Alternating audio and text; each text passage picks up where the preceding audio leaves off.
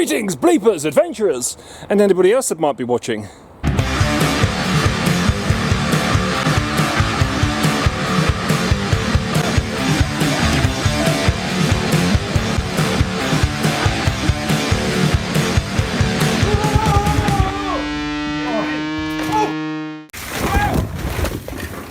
Right, are you okay? Yeah. Are you okay? Yeah. Okay, so look at this view. See there, France, Germans, the bad ones, coming all through the sky, dropping bombs, causing mischief. And here was the remedy to said mischief. I haven't ever really explored these bunkers on camera, I don't think. And we're going to do that today. This whole, all bunkers, gun emplacements, shoot across the channel, big old pillbox there. So just in case nobody's seen this place in any depth, let's go explore it. So this is this first bunker we're going to go into. Gun emplacement there. Okay, we've had a gun here, I'm guessing. And you can see the walls are taller because World War II, the Germans were taller than Napoleon. So you can always tell the difference between Napoleonic walls and World War II. Watch out! Enemy aircraft! Good lord, man! This is a Type 23 pillbox. Called pillbox because of its square shape like an old-fashioned box for pills. There you go. It was built for local defence and was an anti-aircraft. Oh, anti-aircraft. Sweet. Notice the pillar on which the machine gun was mounted. Yeah, we can see that there. That's fantastic. So they would have been up in the sky. That's why there's a wall there. They wouldn't have been shooting that way. They'd been shooting upwards. Awesome. Let's go inside. That pillbox. I always thought that a pillbox. I kind of got the whole pillbox thing, but I always thought it's also a remedy for a situation. You take a pill to cure yourselves. You have a pillbox to take a pill to cure yourselves of. In this instance, a German malaise. Okay. Oh, there's a wooden block here. What's behind that, do you think? What does it say? Bring your wife here for fun. Oh, that's so sweet. People are so friendly around here. Oh wow, look at these gated areas. So we've got stairs going up, or a ladder going up. We have these gated areas. That's for like German prisoners. The bad ones, not the good ones. Ah yes, alas, we can't get in here. And some tepid creature has destroyed that, so this is a job for the stick of truth. Oh hail the stick of truth! Okay, well I'm just looking into this one. I can't see what you guys can see. There you go, anything interesting going on? I'm guessing it's probably like the other one. Okay, moving forward, coming in here and up here. Again, yeah, we're going to need a torch here, Chris. Let's just, I've got my big old light somewhere. It is. Ooh. Hey, cool.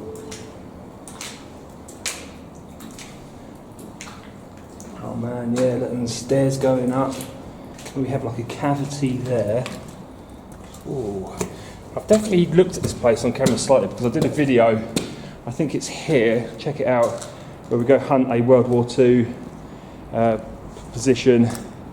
Because this is the big old AA guns, isn't it? Look over the channel. And we hunt a big AA. We hunt this go metal detecting on Mark's land and find lots of World War II related things. Another locked out room. It's weird that some are and some aren't, isn't it? You think that's strange? That is strange. That makes me think one thing. Treasure. So I've just been exploring this area here, as you've just seen on video. Explored that bunker there and all of these here. And I bumped into this chap here. Hello, his name's Bill. Yep. And he's a local historian. And he wants to tell you about this area because he knows a hell of a lot more about it than I do. So what I'd like you to do, folks, imagine it's 1940, okay? The British Expeditionary Forces just come back from Dunkirk on Operation Dynamo, which, if you looked over to our left and saw Dover Castle, that's where Admiral Ramsay coordinated the whole operation from. So after 1940, Adolf Hitler starts dropping leaflets to the British, a last appeal to reason. So we're generally worried that we're going to get invaded. So how are we going to defend ourselves against invasion? The Royal Engineers, amongst other people, have decided to build a network of stop lines throughout the country, and this is part of one of them. And they build such items as this, called a pillbox. And the whole idea behind these is if the Germans invaded through Operation Sea Lion, they planned to encircle London and get there within 2 weeks. They were going to land by motorised barges on the beaches of the southern coast, from Brighton, Hastings and far down as Dover. Because bearing in mind, it's just over 20 miles across from the Channel. So we start building pillboxes under the command of a chap called General Ironside, of all names. So we build these stop lines and we build pillboxes. This is a wonderful example of an FW3/23 pillbox. We're going to have a look. It's constructed in layers, because if you put a big enough amount of concrete, all it's going to do is just flop down. So it was shuttered. What happened is one building company would come along, they'd make the base. Then they'd start building the layers of concrete, and they'd usually use wood shuttering to hold it together. However, on some pillboxes you could see the outside is made of bricks. And people think, oh, it's a brick pillbox, but it's not, because the brick was used as the shuttering, and behind the brick is solid concrete, in some cases up to 4 feet thick. Don't read what's on there, Bill, it's disgusting, I didn't write that. But what is that? I honestly don't know. So it could be treasure then? It could be treasure, but it's obviously been built there for a purpose. How about coat hooks or something? No, it wouldn't be coat hooks. No? It wouldn't be coat hooks. So these here were basically for rifles. So you'd have a man standing either side, holding up a rifle to defend the area. And as you can walk around, you can see more loopholes. Unfortunately, the majority of these pillboxes now have been used for toilets and all sorts of other things. And what you're trying to do is preserve these places? We're trying to preserve them and get people aware of them. There are 4,000 of them throughout the UK. A lot of them got demolished. The ones that normally not demolished were on farmers' fields, because at the time, after the war department said to the farmers, we can either knock it down or we can give you X amount of money per year or a fixed payment. So a lot of the farmers say, we'll have the money. And so the pillboxes remain to this day. Yeah, they do, yeah. So there's loopholes around. This wall you can see on other pillboxes is in the shape of a Y, and that's basically to stop any grenades coming in. It's to deflect the blast. So that's the blast wall? It's actually a blast wall. Under here you can see you've got bits of wood here, so they're now rotten, but they'd be holding the shelving, so they would have their magazines, ammunition, etc. And some of them you'll see there's slots built to hold a bipod of a machine gun. Yes. Okay. I have come across them, yeah. Those ones were there for a bring gun on a tripod. Yeah. But bearing in mind a lot of weapons are in short supply. The Home Guard were getting stuff from America, given by the Americans, like P14 rifles. So they'll be standing here, bearing in mind as you're looking out, the landscape has changed a lot. Yeah, of course. Since 1940. Now if you come to the back of this pillbox, what is unique about this one is this. So this area is for anti-aircraft. And the hole would normally be for like a Lewis gun. Right, okay. A Lewis gun, that's the gun with the round magazine on it. So they'd be having one. So if you got overhead raiders, you'd have a guy manning the Lewis gun, and basically what it was a pole that just stuck in this pole, and so they could move it all the way around. Yeah. Move it all the way around and up and down. It was a light machine gun. Yeah. Basically, they used it in the First World War. 360, right? Yep, they used it in the First World War, and they still have plenty of them. So they used it in the Second World War as well. Cool. And then some of them later they adapted to bring guns. Yeah, yeah. If you have a look at Google Defence of Britain, there's pillbox websites, but they are important. They're miniature castles and they're important to keep. Yeah, I think so. They really are. It's a bit of history, and people don't appreciate. You imagine being here, wait for an aircraft to come over, particularly on a good day, you could see right across the channel. Waiting for an aircraft to come over, you've got minimal equipment. Yeah, it's crazy, isn't it? Sometimes you can feel it when you're here on the right night. Bit of a worry. Maybe a bit of error, but you can get the general idea. These were built in a hurry. Yeah, absolutely. Some of them, their idea of reinforced concrete, you can even see metal bedsteads that have been used as so-called reinforcement. Excellent. Cheers, chap. No problem. More ladders that go up there. And then another gated off area here. Ooh. Maybe I can get you between there, just have a quick squiz in there. See anything? I can't see anything. So that was great. Great meeting Bill and Clive, but he's a ghost. Not allowed to talk about him. Thank you, Bill, for all of your knowledge. Hopefully I can meet up with you again in the future and we can talk about historical things again, because you know so much. So I really appreciate that. It was awesome. Okay, now we're going to go down to a completely different place. Way over, we're going to walk past the Napoleonic Barracks and the grand shaft that we went to yesterday, and just, I think I might have been there, but I can't remember.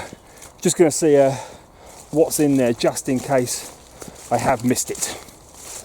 Alright then, so you've got these stairs coming down here, and we're going to get into this one here.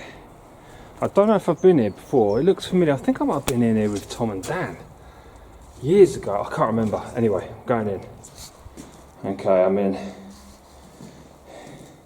Seems to be a real... something weird's going on out there. There's like a... oh, this is cool. I'm sure it must have been... I'm pretty sure I did a video on this. That's a gunpowder room. Something weird's going on. There's just blokes randomly standing. Just... I'll show you in a sec. It's weird, man. They're just like standing. There's about 5 of them randomly standing in weird places. Like zombies. I've got a really bad feeling what might be going on out there.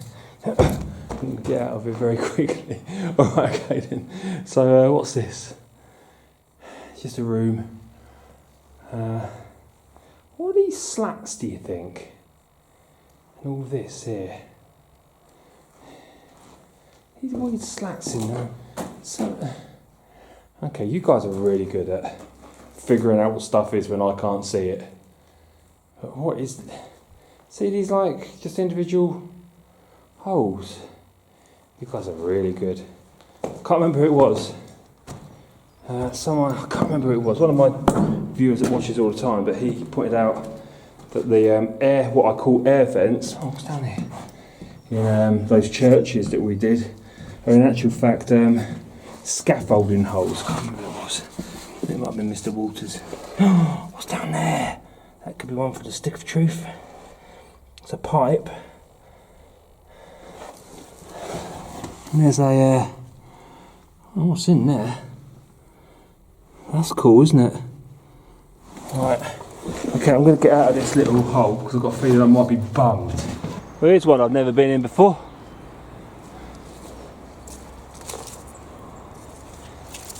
Little pill box. Ah, okay. Same as the one down below that Bill was explaining. Gun kit, of course, would have gone there and swiveled around. You know that now, don't you? Let's go and have a look inside. Oh! This is quite a tight one, actually. Yeah, cool. And again, a good view. As Bill said, it wouldn't have been a land wouldn't have been looked like it would now. All that would have been cleared down, so they would have a really good view across the channel. Excellent. Oh, that was a cool one. Yeah, it was cool. Great history here. Really, really enjoyed it again. It was cool meeting those guys. Thanks for watching, my friends. I'll see you in the next video.